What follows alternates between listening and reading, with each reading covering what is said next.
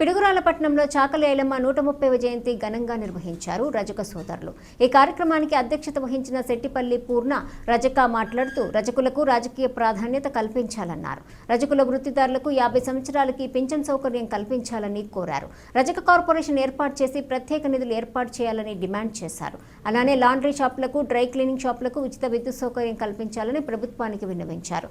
ఈ కార్యక్రమంలో భీమవరపు కోటేశ్వరరావు, కంబంపాటి పెద్ద వెంకటేశ్వర్లు, పట్టుసిరి చిన్నశంకర్, అంకారావు, సుబ్బారావు తదితరులు పాల్గొన్నారు.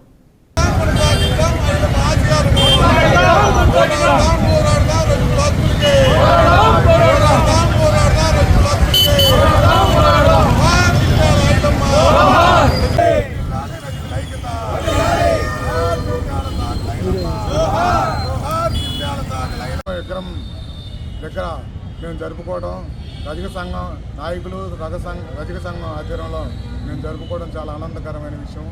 ఈ సందర్భంగా ఒకటే మీకు తెలియజేస్తున్నాను, చిట్యాల చాకలి ఐలమ్మ అంటే ఒక కులానికి చెందిన పోరాటం కాదు. అది తెలంగాణ రైతాంగ పోరాటంలో లక్షలాది బహుజనులందరూ కూడా పేదవాళ్ళకి దొరల దగ్గర వేల ఎకరాలను, లక్షలాది ఎకరాలని పేదలకి పంపిణీ చేయడంలో ముఖ్య భూమిక పోషించింది. అంతేకాదు బహుజనులు వెట్టి చాకిరి భూమి కోసం, విముక్తి కోసం ఆమె పోరాటం చేసిన భారతదేశంలో ఏకైక మహిళ చిట్యాల చాకలి ఐలమ్మ.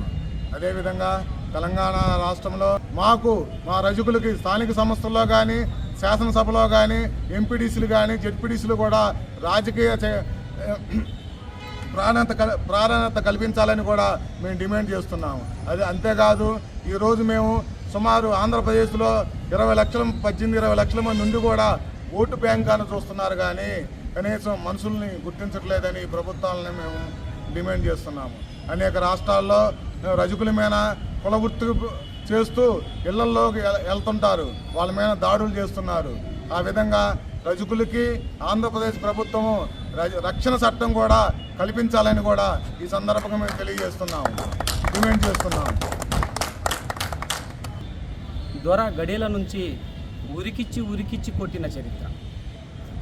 ఒక సాధారణ రజక కుటుంబంలో పుట్టినటువంటి ఐలమ్మ గారు ఒక ఆత్మగౌరవ పోరాట గాథ తెలంగాణ సాయుధ పోరాటం.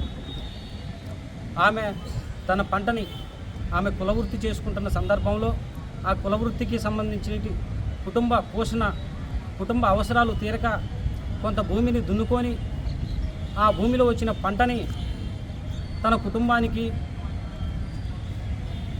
అవసరాల నిత్య ఎంతో శ్రమకు ఓడ్చి చాకిరీ చేసినటువంటి ఆ సంపదను అక్కడ ఉన్నటువంటి దొరలు, రజాకారులు, భూస్వాములు ఒక ఆడపిల్లని బయటికి పంపించాలంటే ఆలోచించే వ్యవస్థలో మనం బతుకుతున్నాం.